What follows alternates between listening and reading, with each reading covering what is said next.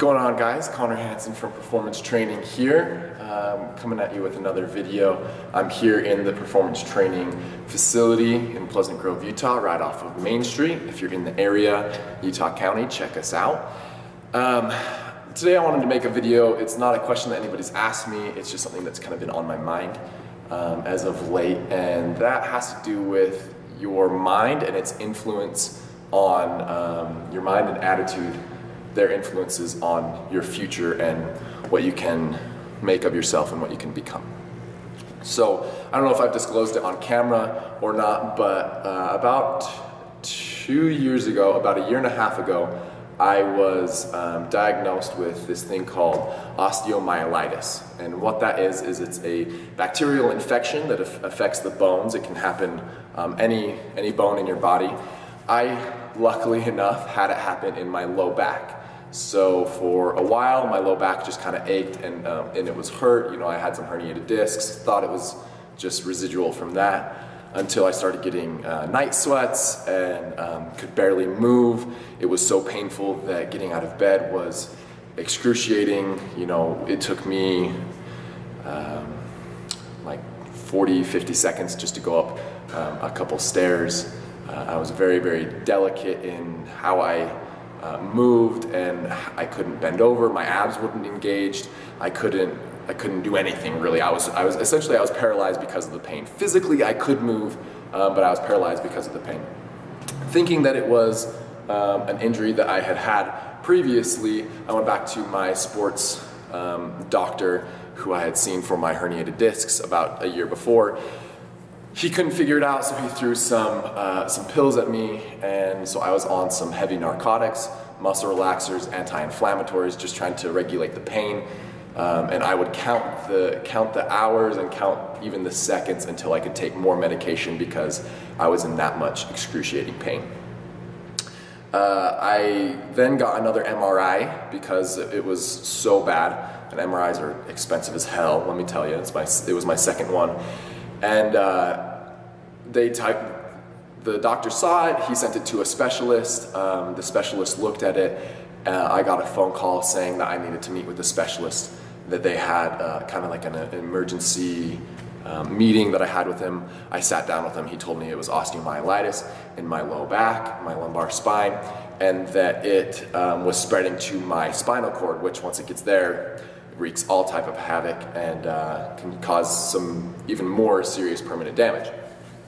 So I got a PICC line, which essentially is a IV bag that stays on your arm or stays on your chest depending on where they put it, and it's just like a permanent IV that goes up your arm and into your heart. I still have a scar, can't really see it, but and my wife and I would call it juicing. I would have to take these really heavy antibiotics every few hours just to get rid of because bone isn't very vascular. It takes a lot of antibiotics to accomplish what needs to happen. And so that messed up my stomach, my GI tract, because antibiotics are really, really hard on your stomach. Eventually I did get rid of the osteomyelitis, and that was about a year and a half ago, like I said, and still to this day, I struggle with back pain. Sometimes it's worse than others. Still trying to figure out. I see chiropractors, I see massage therapists, I see all types of things to try to fix the problem, but I'm coming to the realization that I may have back pain for the rest of my life. But having osteomyelitis, I mean, the odds are astronomical. It's like 1 in every couple 100,000 individuals get it, and of those 1 of the couple 100,000 does it, you know, is it as serious as the case that I had. And so luckily, it just so happened that my life revolves around fitness. I had a dream to open a gym, I had a dream to start a supplement company, I had all of these goals that I wanted to accomplish that back pain, low back pain, serious low back pain would cause a massive hindrance to those goals.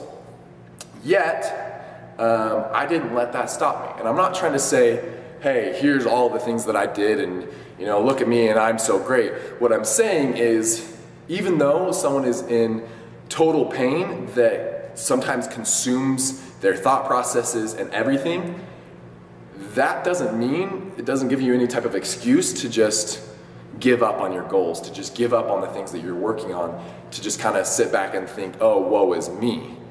You know, and it all comes down to how strong are you mentally, because shit's gonna happen to you in life. That's just what life is. Problems are going to arise, unfair things are gonna happen to you, you know, your life isn't gonna be easy peasy, and crap's gonna happen. And the only thing that you have, the only choice that you have is what are you going to do with what is given to you, right? You can sit back and you can, you know, bitch about life and you can, you know, claim the victim, or you can step up, you can rise to the challenge. There's this thing that I learned, this thing that I learned at BYU. I'm still in school, and it's called the hardiness factor. I was learning about it in one of my psychology classes.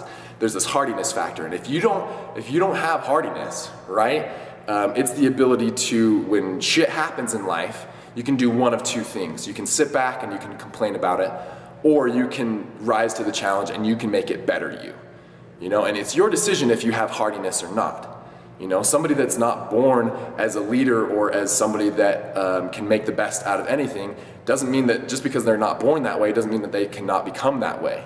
So it's 100% up to you what you make with your life. You can either be the victim for the rest of your life and think, oh, well, it wasn't fair, or oh, this thing happened or that thing happened and these are the reasons I'm not successful.